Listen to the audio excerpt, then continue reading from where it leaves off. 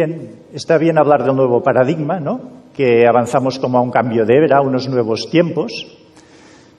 Sin embargo, una de las características fundamentales de este nuevo paradigma en el que queremos entrar es precisamente que necesitamos una amplitud de mente, necesitamos estar abiertos a nuevos conceptos, a nuevas ideas, a nuevas soluciones. Y por lo tanto, me parece bien que no restringamos la palabra al singular de nuevo paradigma, lo cual parecería que determina mucho de qué se trata y de qué se va a tratar, y que dejemos abierto el campo de las posibilidades y así pues hablemos de nuevos paradigmas, ya que además no es que todos los autores confluyan estrictamente en una única manera de ver las cosas, sino que siempre hay diferencias y distintas perspectivas. Así que hablar de nuevos paradigmas abre este campo, ¿no? Y así pues me parece buena idea el título que se consiguió. En relación con esto que acabo de mencionar, de esta necesidad de ampliar la mente, y que digo que es una de las características básicas y fundamentales de estos tiempos que afrontamos, es una idea que dice y menciona de un modo absolutamente directo uno de los personajes entrevistados, que es Greg Braden, que está aquí en el libro, y es la idea fundamental y básica de la entrevista, esta necesidad de abrir la mente, abrir conceptos. Es una persona, entre muchas otras cosas, que ha cuestionado, ha indagado, ha viajado por países del mundo, ha visto cosas de arqueología y a muchos otros niveles que no pueden ser explicadas por las teorías que están actualmente en boga. Y entonces él, pues, aboga porque se estudien realmente estas cosas en profundidad, que salgan a la luz ciertos hechos del pasado, que se analicen las cosas sin presupuestos previos, sino analizando realmente cómo fueron las cosas en múltiples aspectos, ¿no? Y que esto después también se transmita a la educación, para no estar todavía en temas de educación poniendo tanta énfasis en un personaje como Newton, por ejemplo, cuando ya hace mucho tiempo que está superado por todo el tema de la física cuántica, por ejemplo, ¿no? Entonces, esta necesidad de abrir mente, de buscar verdades y de ir actualizando también el panorama de la educación en función de estas verdades que se vayan descubriendo, ¿no? Uno de los personajes que también está en esta línea es Patrick Drouot, también en el libro, que es un físico y también investigador de temas de la conciencia y esotéricos. Él habla de que tenemos 7 cerebros, es decir, el ser humano está habituado a considerar que todo lo que le dice el cerebro de aquí arriba es lo que manda y lo único válido, cuando tenemos otros. Tenemos, por ejemplo, el cerebro del corazón, en el que está demostrado que hay 40.000 neuronas y tiene pues un tipo de inteligencia específico. O podemos también tener el cerebro intestinal. Se asume que hay como un cerebro aquí que es el que nos da también esas intuiciones, esas sensaciones viscerales que tal vez no podemos razonar, pero que sentimos desde otra parte de nosotros, ¿no? A nivel de la piel dice que tenemos como otro cerebro, otra manera de captar las sensaciones, el cerebro epidérmico y algún otro que hay. En total 7. Y después 10 inteligencias que también nos incita a cultivar de distintos tipos. Una de ellas, pues naturalmente la inteligencia emocional de la que se ha hablado ya suficientemente en estos últimos años, o la inteligencia ecológica, o la inteligencia espiritual de saberse uno con algo más grande que uno mismo, ¿no? Por ejemplo. Entonces todo esto se trata en detalle en la entrevista que aquí hicimos de Patrick Drouot.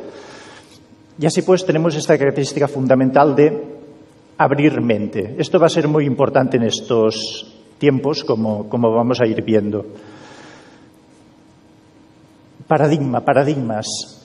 Es una palabra que hasta no hace mucho estaba sobre todo circunscrita al ámbito científico, de la ciencia, la palabra paradigma, para dar lugar, denotar como un marco teórico dentro del cual se inscribían una serie de teorías que daban explicación a fenómenos de la realidad, ¿no? Por ejemplo, un gran paradigma que estuvo vigente durante muchos siglos era el tema de que la Tierra era el centro del universo y de que, de algún modo, pues, en fin, las cosas orbitaban alrededor de ella, ¿no? Imaginad, todas las conclusiones las observaciones, todas las conclusiones científicas que podían derivarse de un paradigma como ese. Desde el momento en que se sabe que la Tierra es un planeta más girando alrededor del Sol y que a la vez el sistema solar es una parte minúscula de un cosmos mucho más grande, entramos en un paradigma absolutamente distinto que permite interpretar los fenómenos a partir de bases absolutamente distintas. Por lo tanto, cambio de paradigma y cambio de interpretación de la realidad y del encaje de las nuevas teorías que aparezcan de la ciencia, etcétera, ¿no? Sin embargo, hace ya algún tiempo que el concepto de paradigma ha ido como más allá del ámbito científico, se ha extendido ya para denotar, pues, para ponerse también en el ámbito social, para designar una serie de características, una serie de, diríamos, de valores comunes, de valores compartidos, de una base de conceptos en las que nos podamos poner de acuerdo, con el fin de dar lugar a un tipo de sociedad distinta que permita resolver los problemas que ahora tenemos planteados a nivel social y ecológico por todo el mundo, diríamos, ¿no? Así pues, se abrió este concepto de paradigma para incluir una vertiente mucho más amplia que haga referencia a todo lo que es vivir en sociedad en este mundo. Perdón.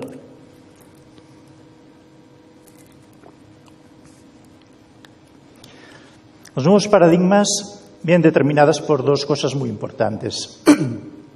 Una son unas fechas de referencia y la otra son precisamente una serie de circunstancias en el mundo que hace que estemos en una encrucijada importante, ¿no? El tema de las fechas fue muy importante para anclar en el inconsciente global de todos nosotros la idea de que hay un cambio de ciclo, hay un cambio de era, hay un cambio de tiempos. Hubo, por lo tanto, unas fechas muy importantes que todos tenemos todavía en la conciencia. De hecho, la primera de ellas fue el cambio de milenio, el año 2000. ¿Qué iba a pasar en el año 2000? Incluso tal vez algunas profecías apocalípticas sí que podía haber. Recordad, incluso se habló de que el fenómeno de los ordenadores, ¿no? Que se creía que tal vez no podrían adaptarse al cambio de fecha y que iba a ser un desastre. No pasó tal. Lo que sí que pasó fue los ataques terroristas del 11 de septiembre de 2001. Y a partir de aquí se dispararon otra vez las alarmas y la posibilidad de una tercera guerra mundial y que esa vez sí, con un poco de retraso, llegase este fin del mundo o este cambio de las cosas tan importante. Ocurrieron cosas, ¿no? Tuvieron lugar unas guerras, tuvieron lugar unos episodios ciertamente no muy agradables, pero aquí estamos. Después estaba en el horizonte esa gran fecha por excelencia, que era el año 2012 y más concretamente el solsticio de invierno, que venía marcada por el calendario maya concretamente como el final de un gran ciclo cósmico en el que empezaba otro. Naturalmente hubo interpretaciones de asimilar este fin de ciclo con que podía ser el fin del mundo también, cosa que se evidenció que no era así. En realidad era un cambio como podemos tener nosotros en el calendario, que pasamos del 39 de diciembre al 1 de enero, pues algo semejante, pero a un nivel más grande en un cierto ámbito de cómputo de este calendario maya, pero no era más que esto en realidad, ¿no? Fuese como fuese, se puso en relación con que hay unos acontecimientos cósmicos muy importantes en estos tiempos. No diré yo que esto tenga una certificación científica. De hecho, yo en el ámbito científico he visto bastante indiferencia o escepticismo en relación a esto, pero sí que en el ámbito de personas que tienen percepciones que van más allá de la mente, ¿no?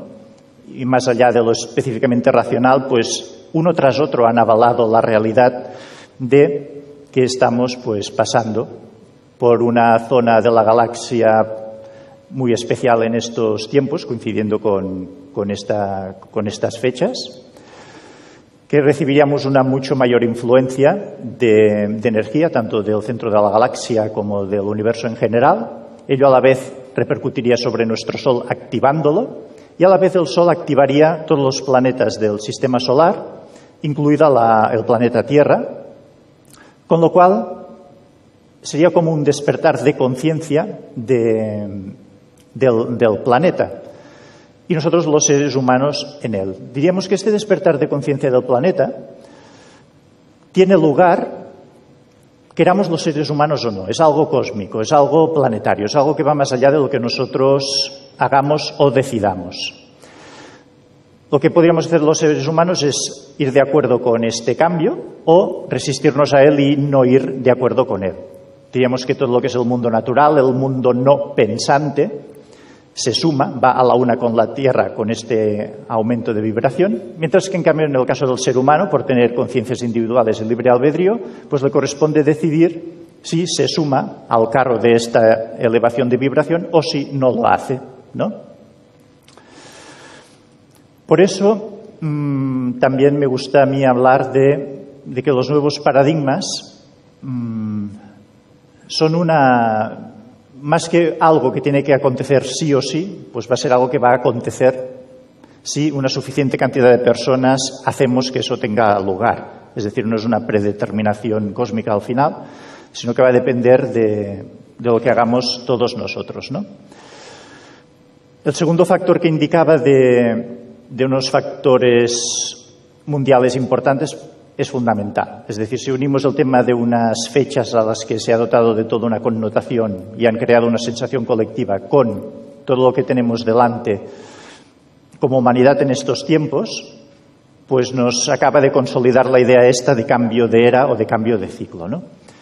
No me voy a extender en absoluto sobre los problemas que tenemos delante, todos somos conscientes de ellos y los hemos escuchado o los vamos escuchando muchas veces. Tanto el tema del límite que puede tener el planeta a la hora de acoger población, como el límite de los recursos naturales, el pico del petróleo, sobreexplotación de la pesca, el cambio climático, el aumento del nivel de los mares, etcétera, etcétera. La afirmación que también hemos escuchado muchas veces, que con el actual nivel de consumo a ámbito mundial se necesitarían varios planetas como este para que esto fuera sostenible. Entonces se van fijando horizontes de a ver hasta cuándo podemos aguantar de esta manera, si año 2030, si 2050 o qué. Pero sea como sea, hay un consenso en el ámbito científico de decir, hey, es muy importante, hay que tomar algún tipo de determinación, hay que hacer cosas, porque si no, no vamos bien, podemos entrar en un colapso. Y algunos autores ya empiezan a plantearse si hemos cruzado la línea o si no. Hay ya el debate en estos puntos, ¿no? Ahora, hace poco, pues hubo esta convención de países por el tema del cambio climático. Parece que se llegó a algún tipo de resolución. Bueno, es algo para celebrar y esperemos que se hagan más cosas y que se ahonde más en este tipo de problemas, ¿no? Entonces, como se dan todas estas circunstancias, diríamos que hay unas actitudes varias que se pueden tomar. Una actitud es la de negar la importancia de los asuntos graves que tenemos delante, decir, hombre, pues no será para tanto, de alguna manera, ¿no? Otra es la actitud de la indiferencia o de encogerse de hombros y decir, bueno, ¿y yo qué quieres que haga?, ¿no? Y después está la actitud que sería como la actitud del nuevo paradigma, de los nuevos paradigmas, que sería la actitud de decir, bien, tenemos unos problemas, tenemos unos retos delante. Pues fantástico, aprovechemos estos retos o estos problemas, no solo para resolverlos puntualmente o para poner algunos parches, sino que vamos a aprovechar para, a la hora de aplicar soluciones, provocar una nueva base social, un nuevo consenso social. Vamos a construir una sociedad nueva a partir de la resolución de estos problemas que tenemos delante planteados, ¿no? Y esta es como la intención de estos nuevos paradigmas, de decir, a ver qué fórmulas encontramos entre todos y cada uno en su ámbito de especialidad para ir afrontando los desafíos de formas creativas y que beneficien al máximo número de seres posibles, ¿no? Está viendo, hay iniciativas creativas y, bueno, y muy interesantes. Solo voy a mencionar una de ellas por su originalidad y para dar un poco el botón de muestra. Tenemos el tema de la bioimitación, no sé si habéis oído hablar, biomimicry, en que se buscan soluciones tecnológicas a partir de imitar comportamientos de la naturaleza. Entonces, una sociedad en que el ser humano se haya unificado mucho más con la naturaleza, la haya tenido mucho más en cuenta y se integre mucho más con ella, y entre en una nueva armonía con ella, pues es algo absolutamente deseable y necesario en estos nuevos tiempos, ¿no? Entonces, hay muchas empresas en base a este concepto de la bioimitación que se fijan en cómo hacen los organismos naturales para resolver cosas. Y, por ejemplo, que ahora yo tenga en la memoria, pues he estudiado cómo nos pica el mosquito para provocar unas nuevas agujas que no nos provoquen ningún tipo de sensación o dolor, como igual que nos pica el mosquito y no nos enteramos en el momento que nos pica, diríamos, ¿no? O ver las alas de las mariposas para encontrar nuevas maneras de pantallas para los móviles o los ordenadores, en fin, unas cosas muy singulares y especiales, ¿no? Y es solo un pequeño botón de muestra de esta creatividad que de algún modo se requiere, ¿no? Ámbitos sociales y sobre todo cuando hay épocas de crisis, hay iniciativas también creativas, también hay cosas muy especiales que se hacen. Mirad, voy a mencionar una también aquí de este tema. No sé si habéis oído hablar de Incredible Edible Todmorden. Este es un pueblo inglés, un pueblo de Inglaterra, que estaba en una zona industrial y empezaron a cerrar la mayor parte de las industrias y entonces el pueblo quedó así mortecino y la gente pues, muy desanimada y muy pesimista a causa de este tema. Hasta que a un grupo de personas que se reunieron en un bar se les ocurrió la idea de empezar a plantar en espacios públicos plantas comestibles y entonces pues empezaron ahí a plantar en la comisaría en la comisaría de policía, perdón, en la estación de tren, en las escuelas, por las calles, todo lleno de plantas comestibles y la gente que lo necesita va, lo cultiva, lo recoge, ya tiene para comer. Por supuesto no es la gran solución de todo, pero es algo. Crea comunidad, crea pues que la gente se una, se conozca, se entusiasme, crea turismo, porque esta iniciativa ha llamado la atención internacionalmente, va gente específicamente a visitar eso y es una iniciativa que se ha replicado, por ejemplo, en distintos lugares, uno de ellos en París. Entonces, es una muestra también de gente teniendo ideas originales, creativas y uniéndose para hallar algunas soluciones a cosas, ¿no? Otro personaje lo debéis tener más cercano porque ha venido aquí ya una vez, vino aquí Joan Antoni Melé, que fue uno de los líderes de la banca ética de Triodos Bank. Por lo tanto, una banca que todo lo que invierte es en proyectos sociales y que no causan ningún tipo de daño al ambiente ni a nivel social, por ejemplo, ¿no? Son ejemplos de iniciativas de distintos aspectos que en muchos distintos ámbitos hay que ir como fomentando para crear como esta nueva base social de la que hablaba, ¿no?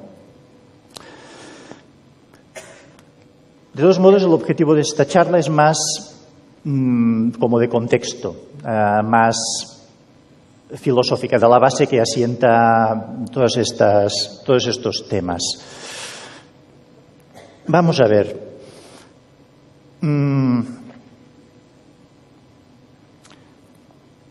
Tenemos que, si tenemos unos grandes desafíos, necesitamos grandes soluciones y necesitamos también, entre muchos, contribuir a mejorar esto. No basta con que unas poquitas personas se pongan. Y aquí es muy importante la idea de algún modo, de lo unidos que estamos, ¿no? De que no somos unos individuos absolutamente separados unos de otros, sino que formamos parte como de una conciencia colectiva o única. Esto es importante para reforzar y fomentar y estimular esta conciencia de unidad que es necesaria para crear soluciones entusiasmantes y en los que nos impliquemos muchas personas. A la vez, contar con un marco teórico para ello es importante porque puede dar solidez a los planteamientos o a estas actitudes y puede permitir sostenerlo en el tiempo. En este caso, el planteamiento sólido de base que tenemos para sostener estas actitudes es la confluencia que hay en estos nuevos paradigmas de ciencia y espiritualidad a la hora de ponerse de acuerdo en que hay un gran campo de información o de conciencia que lo abarca todo, que lo interpenetra todo, que obviamente en el ámbito de religión y espiritualidad se le dirá Dios o de maneras equivalentes, mientras que en el ámbito de la ciencia se le dirá campo cuántico, seguramente, pero que en el fondo viene a designar lo mismo. Un campo que lo une todo, y que comparte información entre todas sus partes continuamente, ¿no? Hablamos concretamente de estos temas con dos personajes del libro de perfil así científico. Uno de ellos es la periodista de investigación Lynn McTaggart, autora de un libro muy famoso titulado El campo, en el cual ella trabajó con muchas decenas de científicos de este ámbito de la física de partículas y refleja las conclusiones a las que llegan estos científicos en este maravilloso libro y todo ello pues sintetizado aquí en la entrevista que comparto con ella, ¿no? Y aquí se ve pues estas características que decimos de este campo que se podría asimilar como a lo que podríamos denominar el campo de conciencia divino. Este punto también lo trato con Nassim Haramein, investigador del ámbito de la ciencia, de bastante prestigio. Y precisamente la primera pregunta que le hago, a partir de algo que he escuchado previamente, dice, escucha, ¿es verdad que tú te has atrevido a decir que has demostrado a Dios? ¿Es esto verdad? Y me dice, bueno, se puede ver de esta manera, ¿no? Hemos atribuido a Dios las cualidades de ser como omnipresente, omnisciente, este tipo de cualidades, y dice, y si nos fijamos en el gran campo cuántico, tiene estas cualidades. Es omnipresente porque está en todas partes, o es omnisciente porque está continuamente compartiéndose la información por todos los puntos. Así que, de algún modo, esto vendría como a avalar esto, ¿no? Si realmente todo es uno y lo interpenetra todo, pues se ve este aval científico de esta afirmación ancestral del todo es uno, y a partir de aquí, obviamente, también la afirmación subsiguiente de que todos somos uno, nosotros también, ¿no? Y esto nos da pues esta base de decir, hombre, pues ya que todo es uno y todos somos uno, a ver si tenemos más facilidad para ponernos de acuerdo en cosas y dar soluciones y crear un poco un mundo que nos convenza más a todos juntos, ¿no? Hay otro punto muy importante, como vamos a ver, que sostiene este cambio de mentalidad a los nuevos paradigmas, que es el tema de la fractalidad, el cómo es arriba es abajo. Veréis por qué. En un momento dado le pregunto a Nassim Haramein, también aquí en la entrevista presente, ¿qué opina del tema de las dimensiones, ¿no? Y me dice que tal como podemos concebirlo nosotros de un determinado tipo de espacios, no se sabe muy bien, que no lo ve tanto, pero sí que él ve más concebir las dimensiones como distintas realidades de una escala. Me pone un ejemplo. Me dice, imagínate que eres del tamaño de un átomo y miras hacia arriba. Me dice, seguramente verás el resto de átomos que tienes alrededor, seguramente los verás como, ahora como ser humano, ves lo que son las estrellas en el cielo. También, por otra parte, la analogía entre el átomo y el sistema solar es una analogía que se ha hecho muchas veces. Se ha dicho, hombre, es asombroso cómo se parece el átomo con los electrones girando alrededor del núcleo al sistema solar, con los planetas girando alrededor del Sol, ¿no? Es asombroso, parece como que sea una réplica, pero como a distintas escalas, ¿no?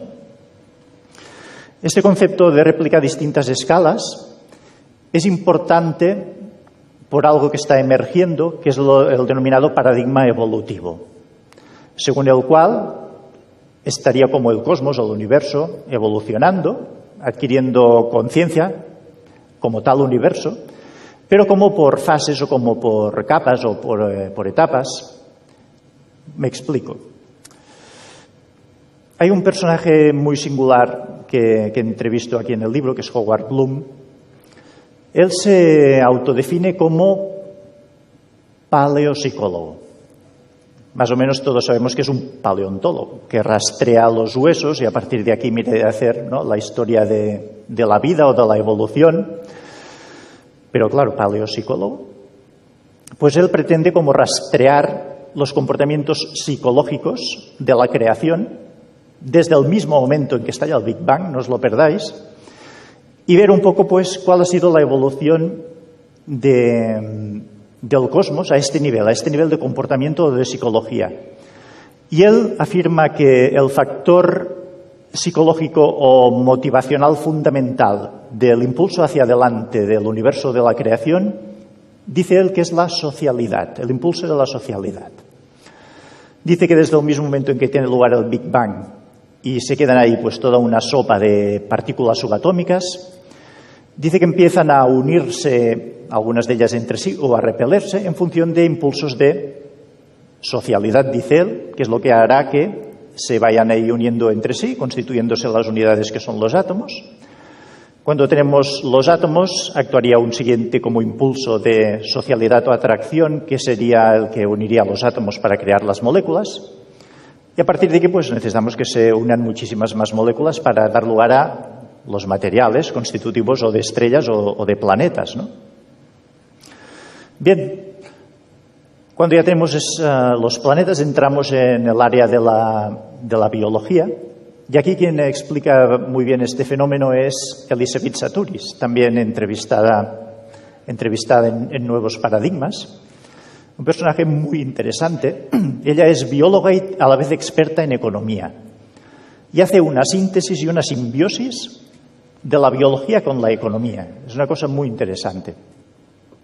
Elisabeth Sahtouris dice que todos los organismos pasan por una primera fase, una modalidad juvenil, dice ella, de competición, de creer que la solución es acabar con el enemigo para prosperar uno. Y dice que eso empezó ya desde el ámbito de las bacterias, en los inicios de la vida en este planeta.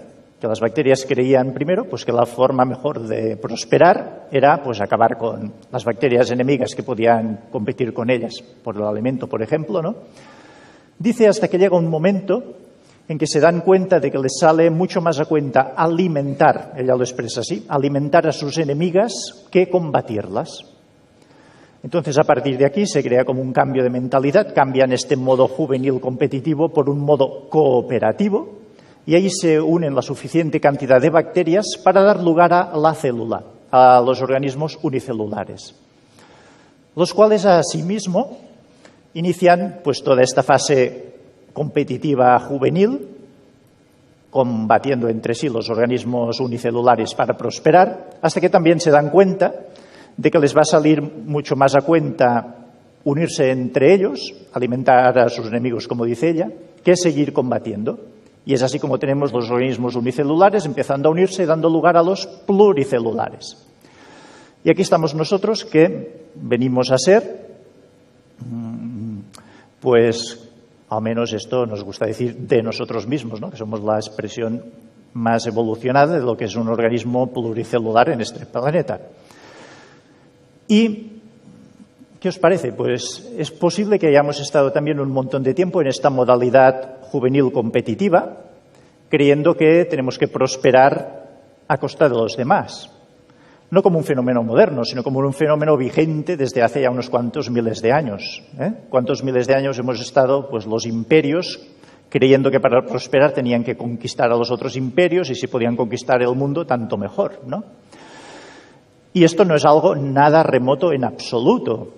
Recordad que hace mucho menos de un siglo todavía tenía lugar la última gran guerra imperialista del mundo, la Segunda Guerra Mundial. No hace ni un siglo que todavía estábamos con la mentalidad de esta expansión o de este imperio, de que valía la pena dominar el mundo, ¿no? De alguna manera.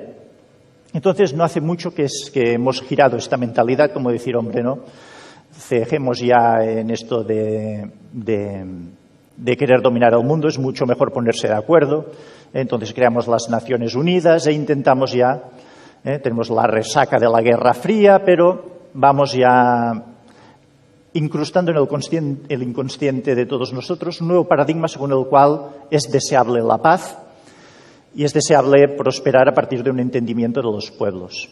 Fijaos que esto nos puede parecer muy obvio, pero es un cambio de paradigma, en el fondo, bastante reciente, de las últimas décadas, como ya de desestimar definitivamente este imperialismo por las armas para sustituirlo por una auténtica voluntad de que nos entendamos entre los pueblos para seguir prosperando como humanidad y resolver los asuntos humanos, etcétera, ¿no? Y a nivel social también. Todos tenemos ya anclado en nuestro inconsciente como personas que la manera de ir por la vida es respetando a los demás o instaurando condiciones de justicia social, de justicia en las relaciones. Naturalmente, esto no quiere decir que no haya que hacer todo un trabajo importante. A nivel social, por supuesto. Obviamente sigue habiendo guerras en el mundo, sigue habiendo problemas, por supuesto. Sigue habiendo violencia de género y, por lo tanto, gente que tal vez incluso aún intentándolo, pues le sale disparado el resorte y no trata suficientemente bien al otro como debería tratarlo.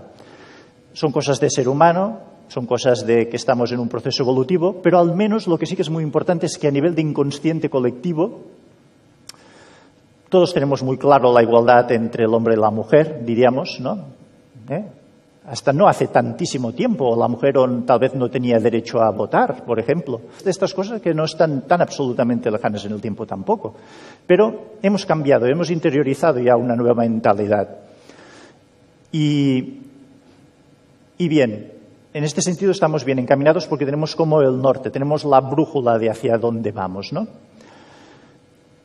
El ámbito de los nuevos paradigmas añade una cosita más a esto, para que podamos emprender este camino con más solidez y viendo otra perspectiva y otra dinámica. Y es, pues, vamos a ver, hemos estado aquí como individuos en este paradigma de la competencia y de la competitividad. ¿Qué tal si, siguiendo este proceso evolutivo que han seguido también las bacterias o los organismos unicelulares, o lo hacemos ahora nosotros?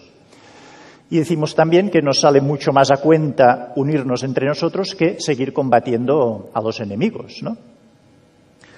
Entonces, a partir de aquí se nos invita, y esta es una de las grandes cosas que pueden constituir una de las bases conceptuales más importantes de las próximas décadas o incluso siglos, tal vez, que es el de concebirnos como células de lo que podría ser el gran cuerpo de la humanidad. Un concepto fundamental. Que pensemos en nosotros mismos como si fuésemos células del gran organismo de la humanidad, ¿no? Interesante esto y vale la pena pues llevarlo un poco para adentro y reflexionar en esto. Si somos células de un gran organismo, por una parte necesitaremos ver nuestras necesidades atendidas. Esto es fundamental. No vamos a hacer muy bien nuestro papel como células si no contamos con el alimento que necesitamos, ¿verdad? O con lo que, en fin, necesitamos para seguir viviendo y llevar a cabo. Pero después, por otra parte, está toda nuestra contribución al conjunto. Como células, pues, es una simbiosis total entre lo que recibimos y lo que damos y todo en perfecta armonía y perfecta simbiosis. Imaginad que las células todavía no hubiesen hecho esta evolución y estuviesen en un estadio competitivo y de pronto decidiesen las células del hígado, por ejemplo, nosotras somos aquí las más importantes, las jefas, las que mandamos, ¿no? Por ejemplo, entonces merecemos más dinero, más alimentos, merecemos más, y que el 80% de lo que comemos se fuese al hígado, pues porque han adquirido de algún modo un cierto tipo de poder, y todo el resto de órganos y de procesos del cuerpo quedasen desasistidos sin el suficiente alimento. Pues es evidente que hay un desequilibrio aquí que tarde o temprano va a suponer una catástrofe para el cuerpo, ¿no? Lo interesante es que todo lo que comemos es repartido uniformemente por la sangre y por el organismo en función de las necesidades que hay. Y esto es lo que sería muy interesante que como humanidad fuésemos capaces de hacer, ¿no? Igual que nos gusta cuidar de nuestros cuerpos por dentro y por fuera, comer lo máximo de sano posible, nos gusta, o si no hemos comido lo suficientemente sano posible, cuando el médico nos llama la atención, vale, procuramos rectificar un poco, ¿no? O nos gusta hacer ejercicio, tener el cuerpo sano, pues ¿por qué no velar también para tener una humanidad sana? Es decir, ¿qué puntos de la humanidad hay más sufrimiento o en qué puntos del planeta están los temas ecológicos peor? Ir ahí a poner soluciones, ver entre todo qué nuevo equilibrio se establece. Esto es importantísimo si se quiere una continuidad de la vida en el planeta en condiciones agradables, que todos nos gustase. Porque también hay una posible otra continuidad de la vida en el planeta. A partir, por ejemplo, de una dictadura mundial tremenda, unos microchips que nos inserten, que nos puedan hacer morir en el momento en que digamos algo, como algunas películas de carácter futurista pueden pintar este tipo de panoramas, ¿no?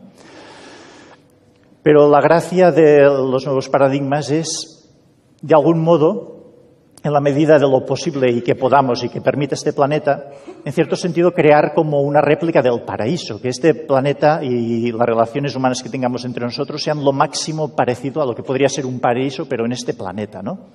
Tenemos suficiente belleza, tenemos suficiente inteligencia, recursos y podemos tener suficiente buena voluntad para poder hacer algo así. Y significaría un estadio evolutivo importantísimo, ¿no? Que pudiésemos estar como humanidad tan sanos como podemos estar como cuerpos. A este efecto, fijaos algo interesantísimo.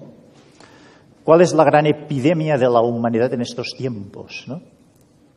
Fijaos que la gran epidemia de la humanidad en estos tiempos probablemente sea el cáncer.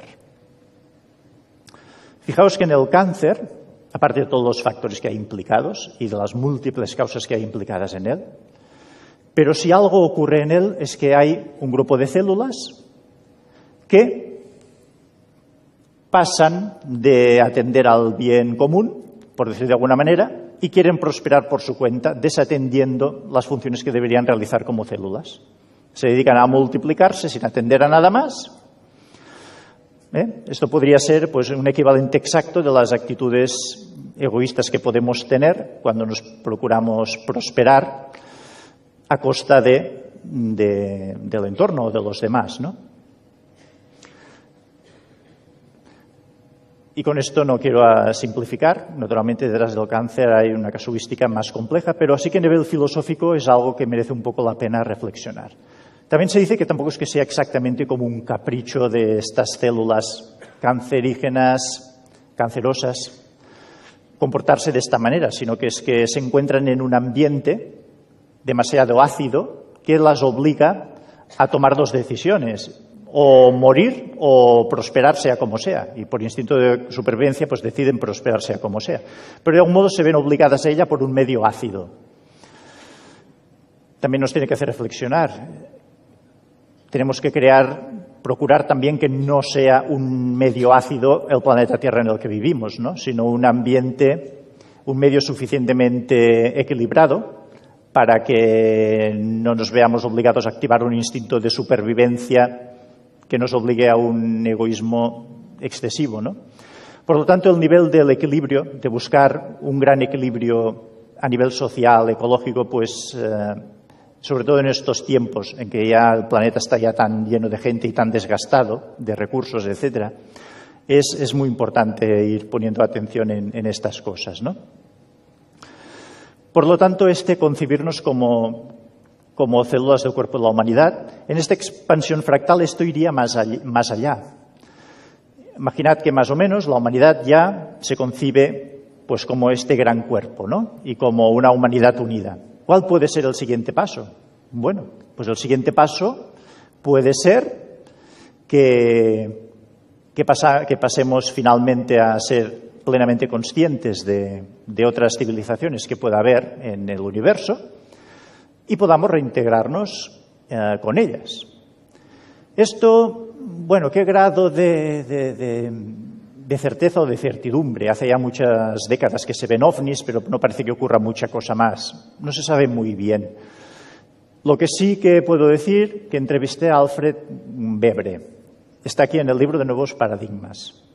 Es un personaje muy singular. Él trabajó para la administración de Jimmy Carter, directamente con el gobierno de Estados Unidos, investigando el tema OVNI. Entonces él lo tiene clarísimo. Tiene clarísimo que hay toda una casuística de civilizaciones extraterrestres. Seguramente no nos debería sorprender mucho, desde el momento en que sabemos que hay miles de millones de galaxias y dentro de cada galaxia miles de millones de estrellas y por lo tanto muchísimos más miles de millones de planetas. No tiene absolutamente nada de descabellado que por ahí estén civilizaciones avanzadas y que de algún modo, al estar más avanzadas que nosotros, pues puedan encontrar la manera de llegar hasta nosotros. No es nada descabellado y Alfred Webre lo tiene muy claro. Lo que sí que por determinados episodios del pasado, estaríamos como en una especie de cuarentena que podría ser que estuviese cerca de darse por finalizada, ¿no? A causa de esta cuarentena vendríamos a ser en este momento una civilización de tipo cero. ¿Qué es una civilización de tipo cero? Una civilización de tipo cero es una civilización que se cree que es la única que hay en el universo y que todo gira alrededor de ella, que es la reina del mundo. Esta es una civilización de tipo cero. Y estaríamos, más o menos globalmente, como conciencia de la humanidad, en este estadio, ¿no? Y después, llegado a un nivel de evolución y de conciencia, que puede ser en el momento en que nos sintamos más como hermanos de este cuerpo de la humanidad, podemos pasar a ser civilización ya de tipo 1, en que nos damos cuenta de que somos un elemento más en un cosmos, en un cúmulo de civilizaciones, ¿no? Así que fijaos cómo esto va creciendo fractalmente de lo pequeño a lo grande, porque entonces no podremos vernos, cuando ya tengamos claro que somos una célula como humanidad, podremos vernos como célula de este gran cuerpo de civilizaciones inteligentes intergalácticas, por poner un ejemplo, ¿no? De hecho, hay algún autor que ha asimilado, supongo que más en ámbito poético, diciendo que la suma de todas las galaxias, de todo lo que hay, vendría a dar como la forma de un gigantesco hombre cósmico que avanza triunfante en medio de no sé qué, ¿no? Pero como dando esta réplica fractal de esta evolución por partes, ¿no? Podemos ser células de la humanidad de varios tipos, ¿no? Nos podemos reconocer como células de... Imaginad que tengo un temperamento así más artístico, puedo reconocerme como una célula del corazón, por ejemplo. Imaginad que amo todo el tema del transporte, me encanta. Pues mira, puede ser una célula de la sangre, ¿no?, que transporta las sustancias de un sitio para otro. Puede que me encante dirigir o dedicarme al ámbito de la política y tal, pues mira, una célula del cerebro. Puede ser que me encante el tema del reciclaje, de la limpieza, de la ecología, pues perfecto, ya puede ser una célula del hígado o del riñón, por ejemplo. Entonces, podemos identificarnos un poco, a ver, ¿no? ¿Cómo contribuyo yo? ¿Qué tipo de célula aquí yo puedo ser?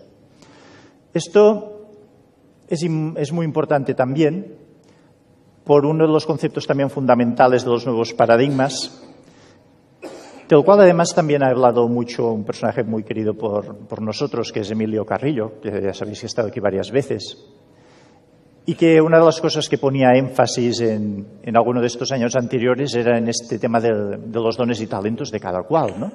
Hay autores que dicen que los escogemos antes de nacer, escogemos con qué dones y talentos vamos a venir a contribuir aquí, ¿no? Entonces, perfecto, nos reconocemos como células, intuimos o descubrimos qué tipo de células somos y con alegría contribuimos a este conjunto en unión con otras células y con los otros órganos, sabiendo que contribuimos a un equilibrio global, y esto nos da esta felicidad y esta alegría de pertenecer a algo más grande y de estar construyendo algo más grande entre todos, ¿no? A la vez, pues esta felicidad también de estar haciendo lo que nos gusta y cumpliendo con nuestra misión como almas. Aquí entramos en algo también fundamental, en el terreno de los nuevos paradigmas, que es el ámbito del crecimiento personal. ¿Por qué? Bueno, por una parte porque una cosa es decirlo y la otra sentirnos plenamente con ello, en el tema este de sentirnos como células de la humanidad. Naturalmente están todas aquellas cosas que tenemos por dentro que seguramente tenemos que ir puliendo y procesando para asimilar la teoría con la práctica, ¿no?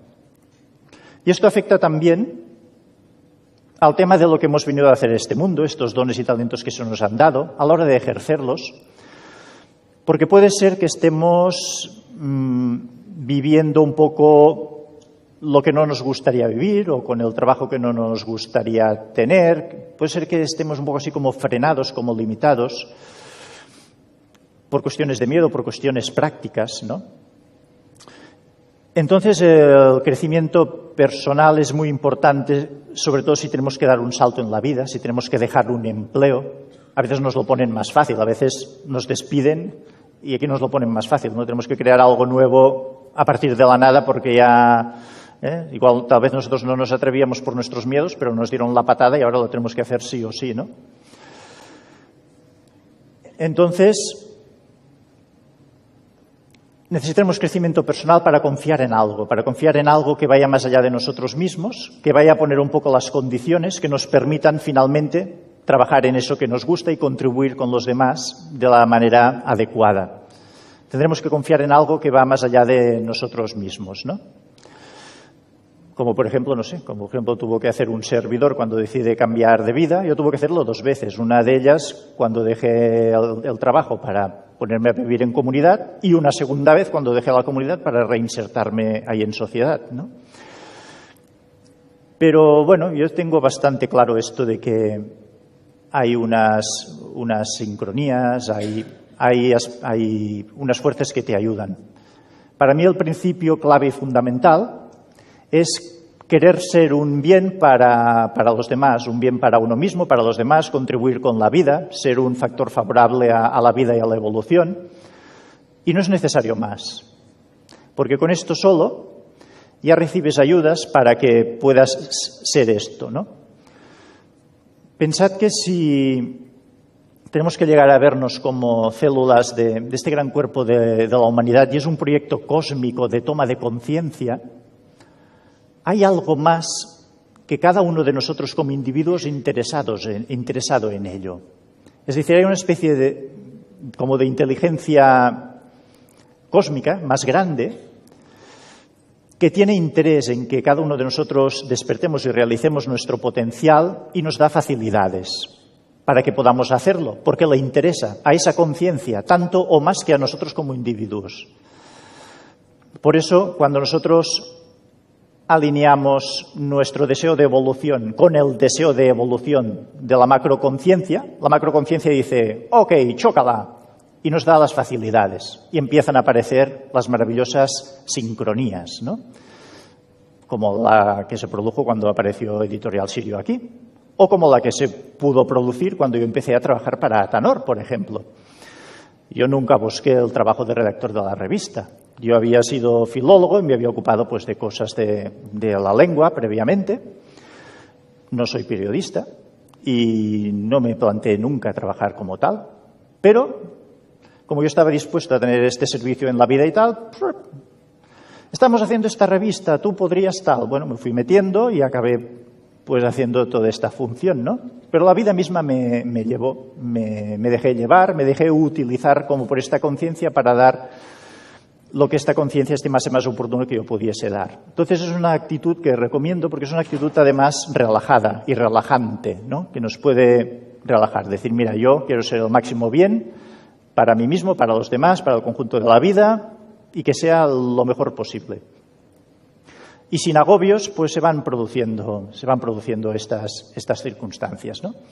Y esto es crecimiento personal. Este acto de fe, este acto de confianza, es crecimiento personal en estado puro y práctico, que va muchísimo más allá de algunas reuniones de personas que somos afines al crecimiento personal y compartimos unos momentos mágicos. No, va mucho más allá de esto, porque implica nuestra vida, nuestra seguridad económica en un momento dado, implica aspectos de estos.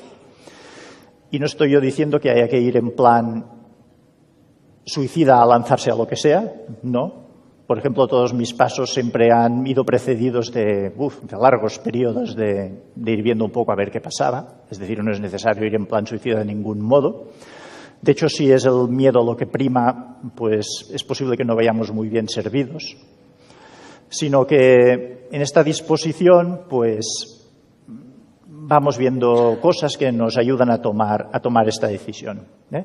Y si tenemos esta voluntad y no nos acabamos de decidir, pues puede ser que nos echen del empleo o que encontremos uno mejor al que ir o que alguien nos haga una propuesta muy interesante que nos entusiasme y nos sumemos a ella.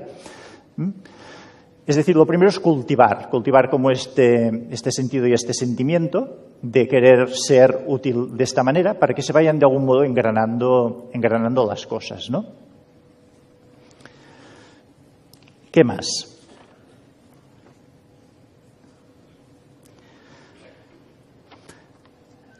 Mirad, un tema que se ha puesto muchas veces como sinónimo de nuevos tiempos, de nuevos paradigmas, y que quiero lanzar un poco una reflexión en ella. Es el tema de las nuevas tecnologías. Hablo aquí en una de las entrevistas con Bianca Atwell de la noosfera, que sería la mente del planeta Tierra, y ella habla también de la tecnosfera. Es decir, con todas esas conexiones de Internet, telefonía móvil y tal, estaríamos como habitando una tecnosfera. Se ha dicho que estamos sincronizándonos los unos con los otros como neuronas del cerebro, gracias a las conexiones que sería Internet. Y entonces que esto sería como este preludio de esta unidad entre todos nosotros, de este sentimiento importante de ciudadanía global, ¿no? Bien, de todos modos, quiero indicar que es muy importante que no perdamos de vista nunca que la tecnología en este ámbito, si queremos hacer este cambio profundo, debe ser una herramienta, pero que lo importante y lo fundamental y lo que tiene que venir antes es la conciencia de que queremos unirnos, queremos evolucionar y queremos un planeta mejor y que queremos crear unas relaciones más humanas entre nosotros y con el mundo natural y que esto es fundamental. Y la naturaleza y la tecnología después la podemos utilizar y nos puede ayudar mucho en esto. Pero esto primero otro es fundamental. Porque si no pasa que nos quedamos pillados por la herramienta y nos absorbe. Y entonces ocurre, ya sabemos lo que ocurre, que nos quedamos ensimismados en nuestro propio aparato, en nuestra propia tecnología y no atendemos al ser humano que tenemos al lado, incluidos nuestros propios familiares, tal vez, ¿no? Entonces, esto motiva como una interconexión entre nosotros a un nivel muy superficial, mientras que nos hace olvidar o despistarnos de la interacción con la vida real a un nivel más profundo. Por lo tanto, no debemos olvidar nunca esta conexión humana y, de hecho, debemos fortalecerla en el encuentro directo, ¿no? Y también el encuentro directo con la naturaleza. Ahora nos han puesto todas estas pantallas planas de visiones maravillosas porque no haga falta ya ir a la naturaleza. Desde casa ya la vemos en la máxima expresión. Pero no, ahí no estamos entrando en contacto con el alma de la naturaleza tampoco, de los demás. Sino que hay que ir, salir, tocarlos, interaccionar e interrelacionarse.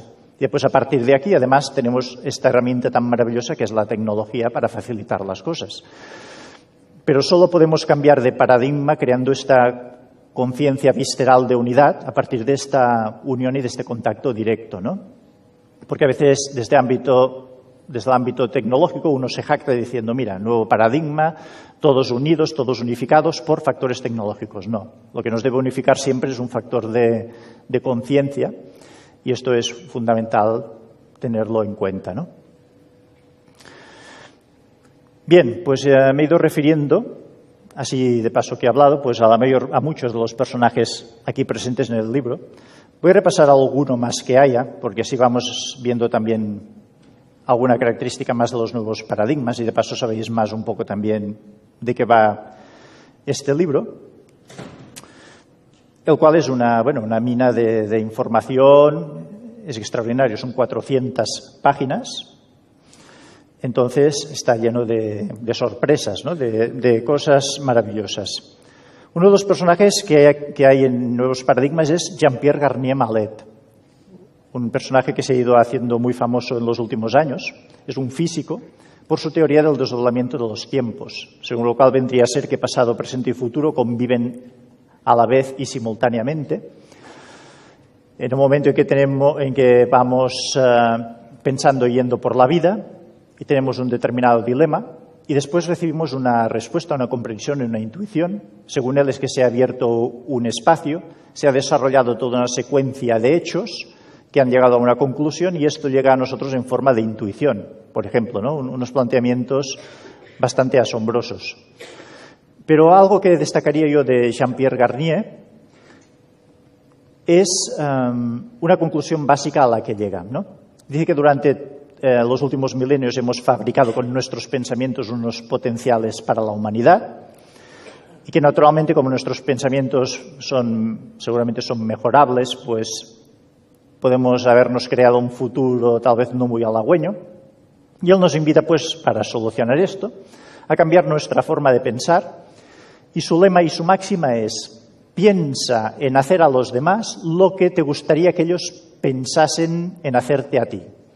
Es casi idéntico a la sentencia, ¿no?, de Jesucristo, naturalmente, de hacer a los demás lo que te gustaría que te hiciesen, pero lo circunscribe al ámbito del pensamiento, porque según él es como donde tiene lugar la auténtica creación de las cosas, ¿no? Lo que llama la atención desde el ámbito de la física, que la solución o la respuesta máxima es tan espiritual como la que acabo de formular. Entonces, una vez más, tenemos esta confluencia de ciencia y espiritualidad en aras de una comprensión de la realidad o de una evolución, ¿no? Entonces, los científicos de mentalidad realmente abierta llegan a la conclusión de que hay este ámbito de conciencia y de espiritualidad intangible científicamente, pero que es fundamental para seguir con la evolución, ¿no? Tenemos a Judith Knight, canalizadora de la entidad Ramta. Es importante el tema de las canalizaciones, contacto con los guías, todo este tipo de fenómenos que parece que están como abriendo de algún modo las compuertas de comunicación entre este mundo y otros mundos.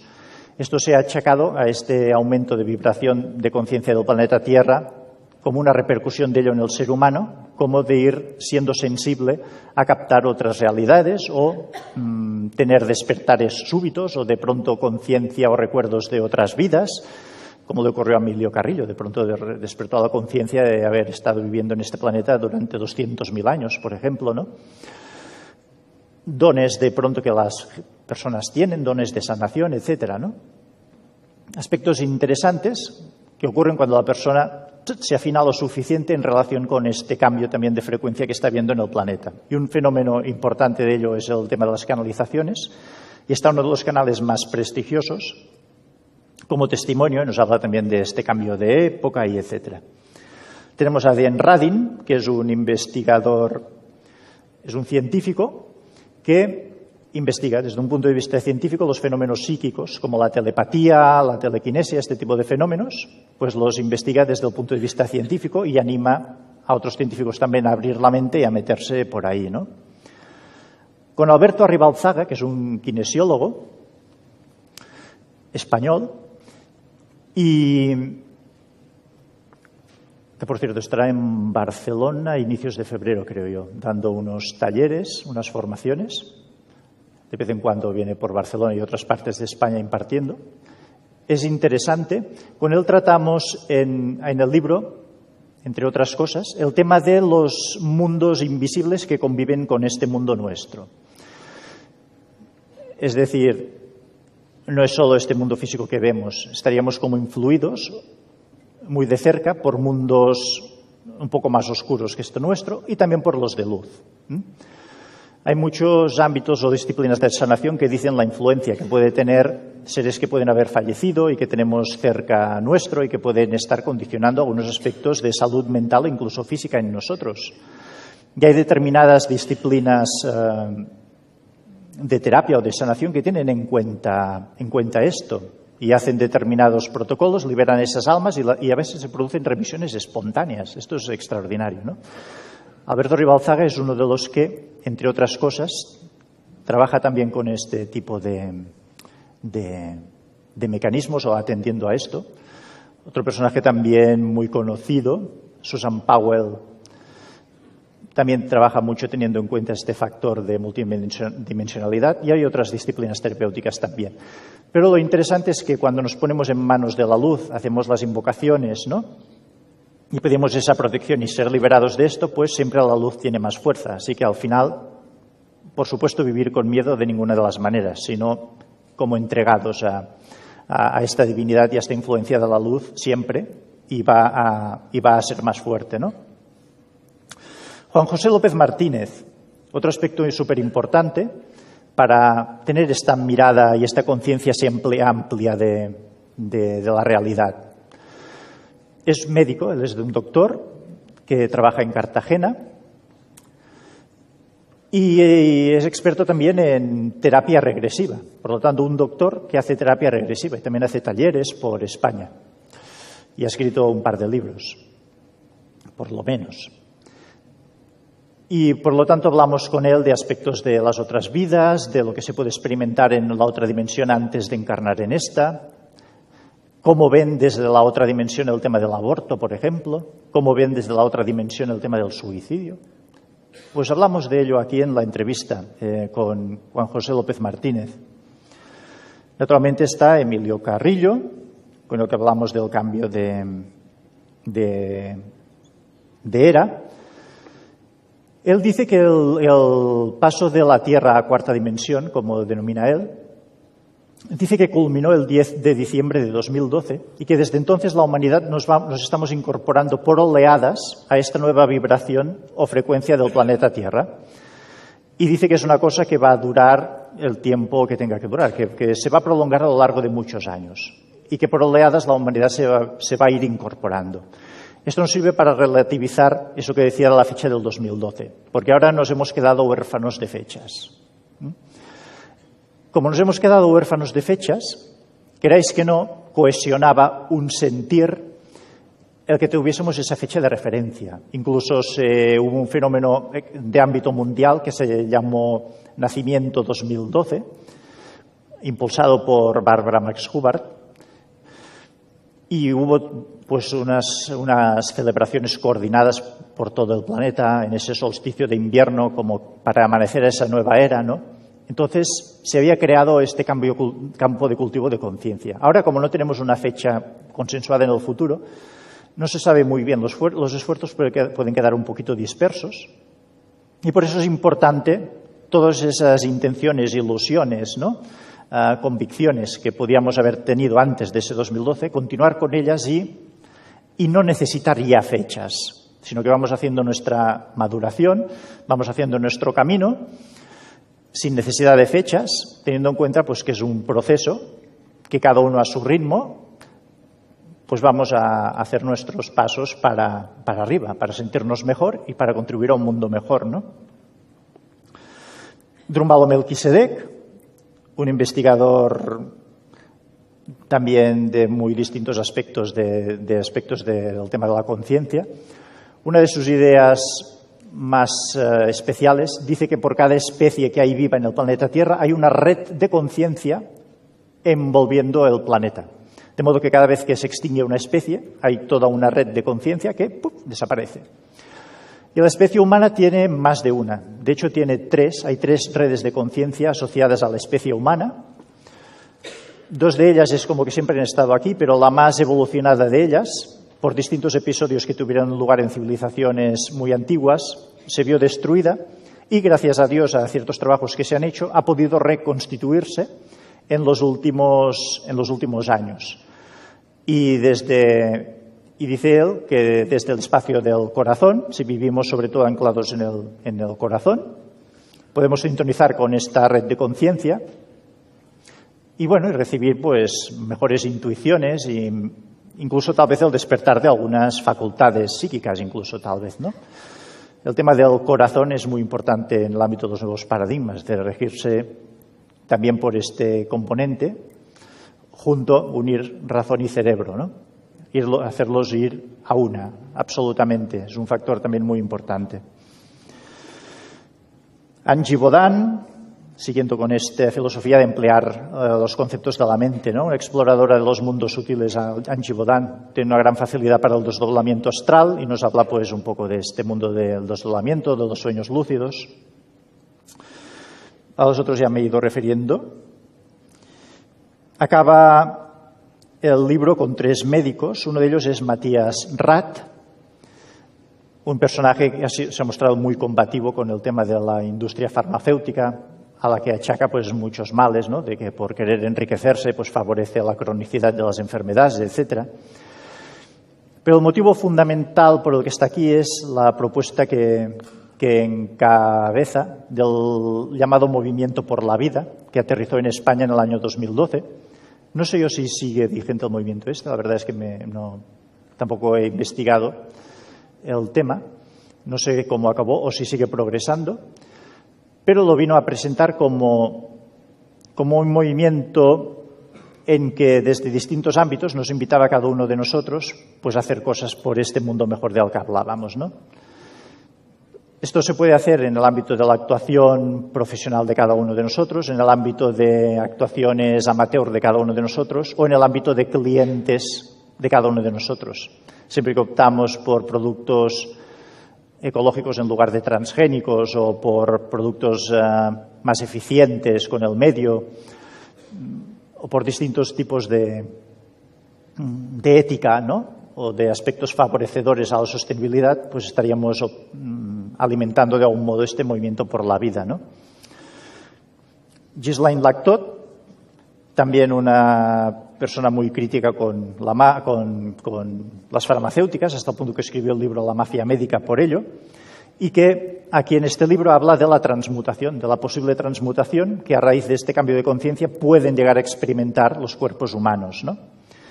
Y acabamos con Luz Ángela Carvajal, doctora colombiana, que es una de las creadoras de la sintergética, que es como una medicina de síntesis entre los planteamientos, diríamos, de la medicina alopática y la natural, en favor, pues, de la salud del ser humano y la conciencia como la base fundamental para la sanación. Y ella aboga porque el terapeuta sea terapéutico él, que el principal factor de terapia es el propio terapéutica, el campo ordenado que tiene el terapéutica y que transmite al paciente.